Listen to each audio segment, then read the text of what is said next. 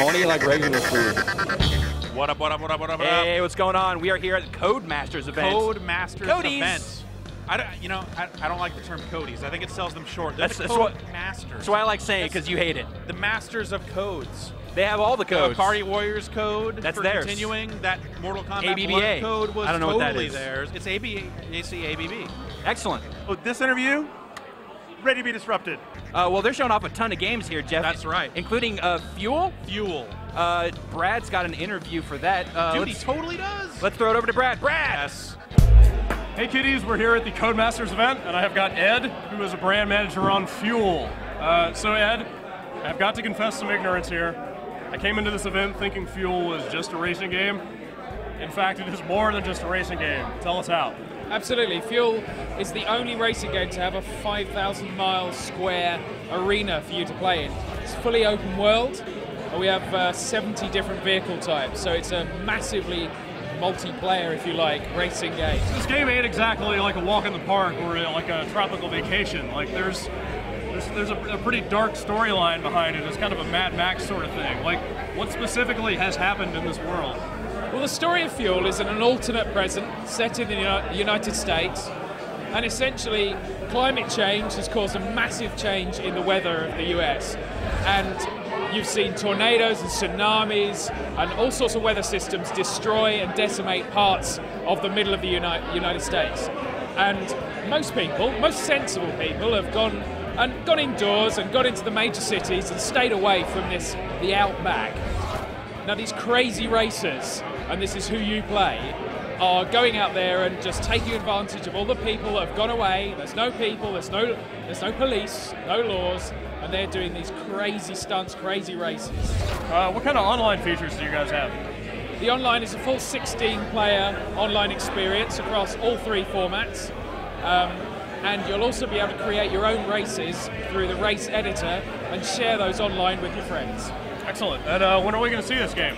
Fuel is coming on PC, PlayStation 3, and Xbox 360 in May. Excellent. Thanks, Ed. Cool. Appreciate it. Thank you.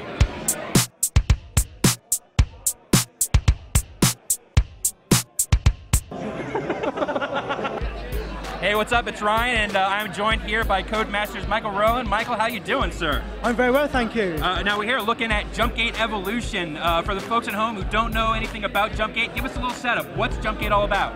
So Junkie Evolution is an epic space combat game. It's based out in space. Oh, that makes sense. It's a big place. So the state of space. It's a lot of space. Yeah. So yeah, we've got it's an MMO. Think Wing Commander, Frontier, Elite, Privateer.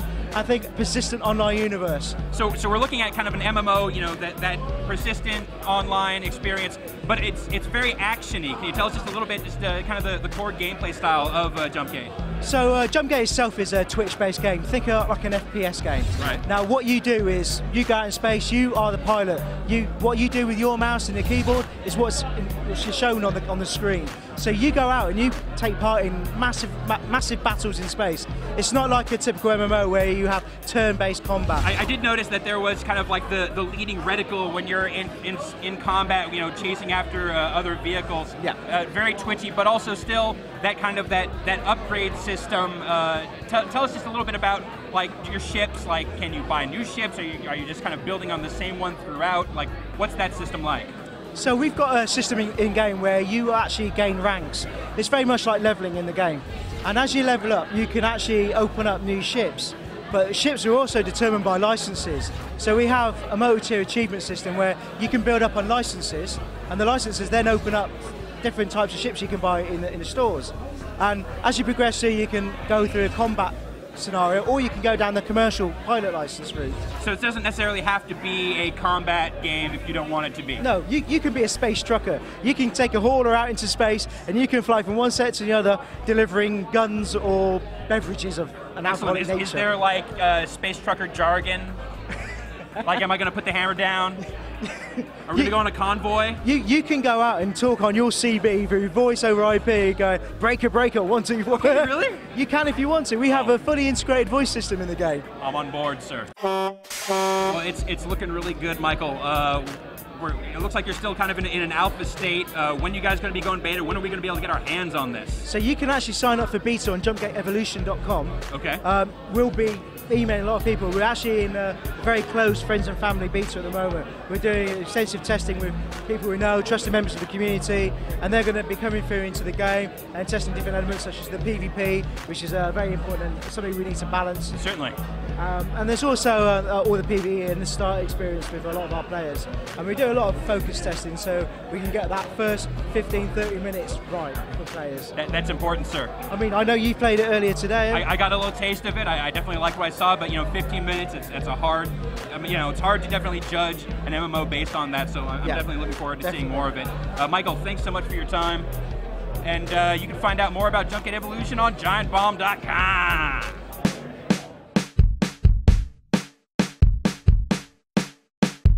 I hear Codemasters is working on a new Venga Boys game. That's right, it's a Venga Boys rhythm game. It's going to be the Overlord engine. It's going to be persistent.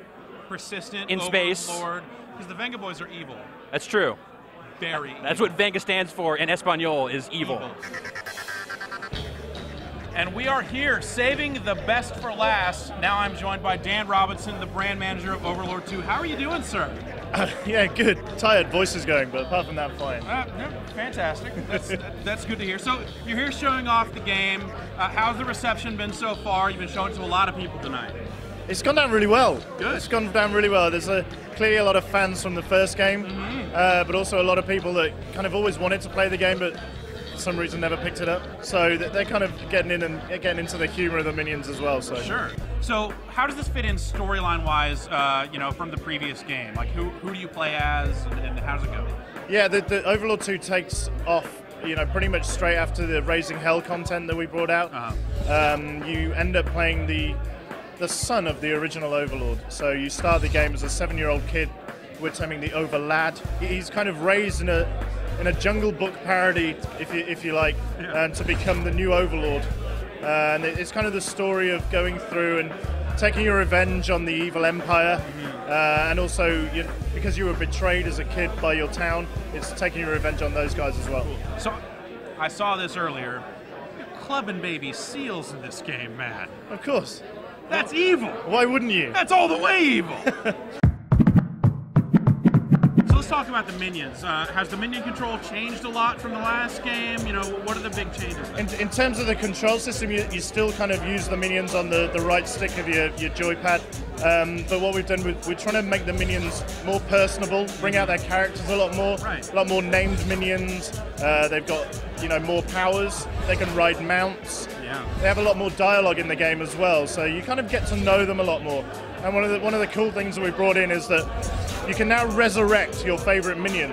A lot of people in the original game wanted to play the whole game with their favorite minion because he had a pumpkin on his head or something. Yeah. And when he died in the last level, you were gutted. So now you can go into the minion graveyard and you can sacrifice some of your lesser favorite minions and bring back your favorite seal clubbing minion. We talk a little bit about the possession of minions. How does that stuff work?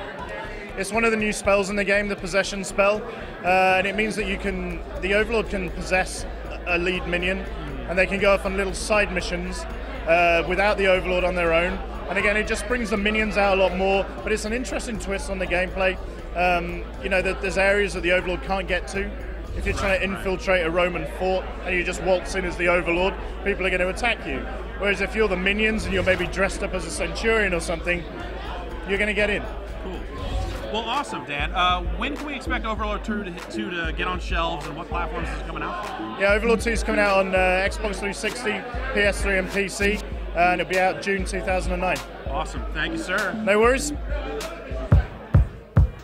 That is going to do it. It's been a wild night here at Codemasters. Whirlwind here at Codemasters. Hope you like some of the stuff that you've seen tonight. Yeah, I think I'm potentially really into Jumpgate. Absolutely. I really like what I saw. You only got a good 15 minutes with it, but a taste that I enjoyed. For sure. I mean, it's the same developer that did Auto Assault. Right. At the same time, it seems like they've learned a lot from that.